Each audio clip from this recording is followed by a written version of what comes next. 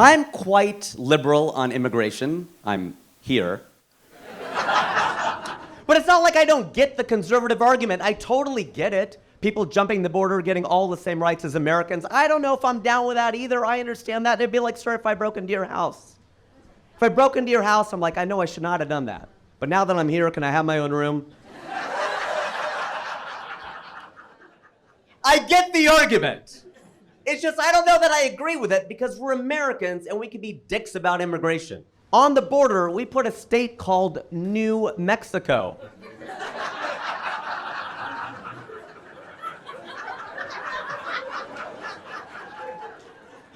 The dick move. Especially when this is old Mexico. We're taunting Mexicans to come over here. When the British divided India in parts, if they would have called Pakistan New India, my dad's side of the family might have stayed over there. Because we're Indian, we're just looking for a good deal. Same price, newer, we'll stay. I actually did not think I would become a full-time stand-up comedian. I went to school to be a doctor, because obviously. After I graduated, I went to go work at P&G. Procter & Gamble, P&G, the Peach, as I love to call it, the Peach. I worked there. The reason I use some slang is because a lot of people of color who worked at the Peach. I'm a brown guy. My manager was black. Well, he probably still is. I just haven't seen him in a while. That'd be weird. Calvin, what happened? I got promoted.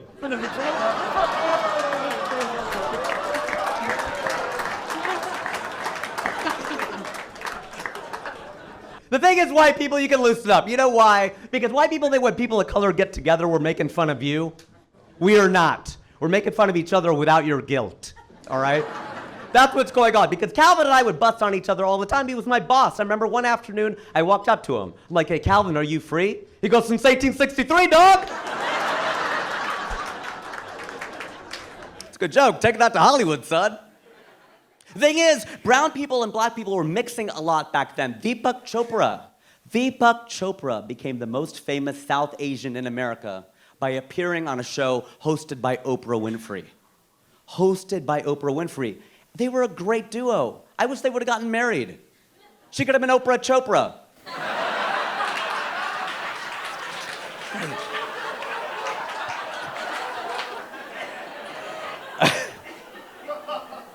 Calvin belonged to the, as it was called at the time, the African American Affinity Group at the Peach.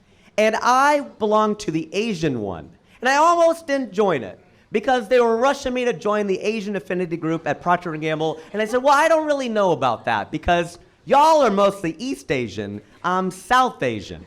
But they're like, all right, well then don't join the group. That's your loss, because the company is paying for us to take a 4-day, 3-night, all expenses paid trip to San Francisco. I'm like, I'm Asian.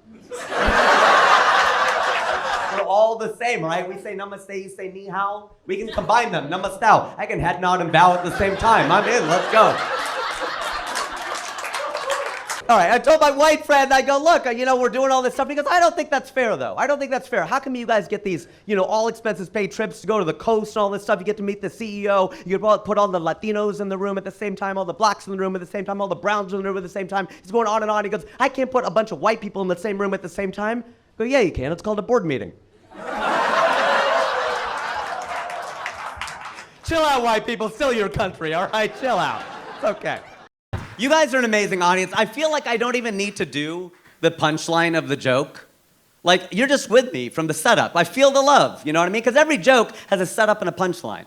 Sometimes some tags, little punchlines after it, but it's basically a setup and a punchline. And there are actually comedy clubs in the United States called The Punchline. There's one in Atlanta, there's one up in San Francisco, and I do really well at those clubs. But I think I would crush at a club called The Setup. If all I had to do was set up a joke and walk away, I would be amazing.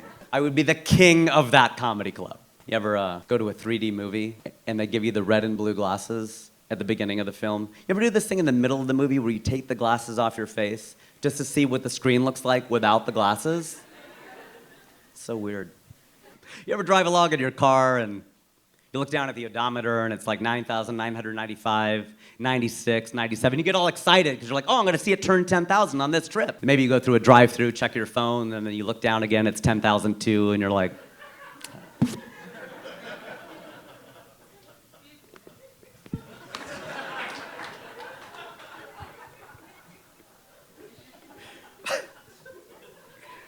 so stupid.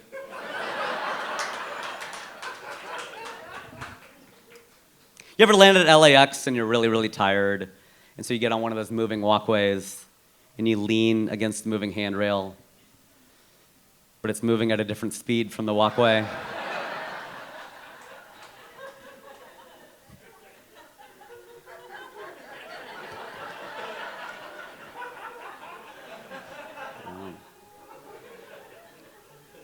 You ever sit on your couch at home and you're texting somebody and you're watching TV and you text a word and they say the same word on TV that you just texted and you're like, oh!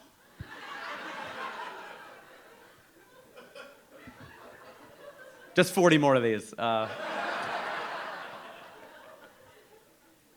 You ever out with a group of people and you ask somebody to take your picture with a camera phone and they line up, you're all ready, and then somebody stands right next to them with another camera phone, and now you don't know which one to look in?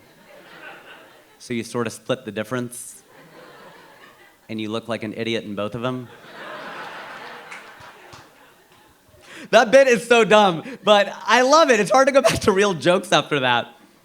I thought about it, though. I was like, what is the dumbest thing you've ever heard? Like, the dumbest thing you've ever heard. I got to go back to high school geography. There was a girl in our class who could not understand how it was possible to go downhill and north at the same time.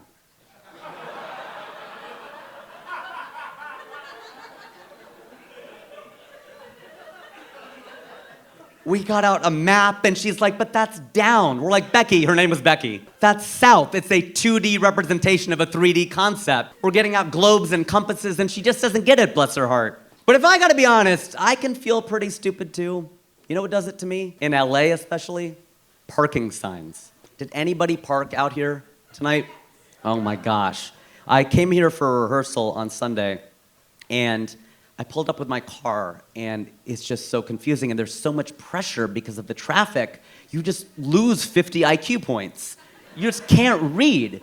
You pull up with your car, and you're like,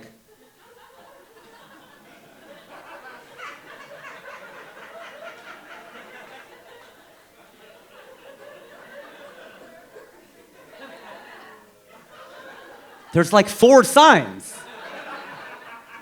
The whole pole is covered. What do these say? Street sweeping Tuesday, 7 a.m. to 9 a.m. Is it Tuesday? I know it's not Tuesday. Why do I do that?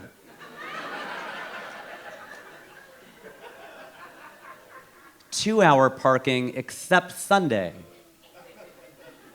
Does that mean I can park for 2 hours on Sunday? Does that mean I can't park at all on Sunday?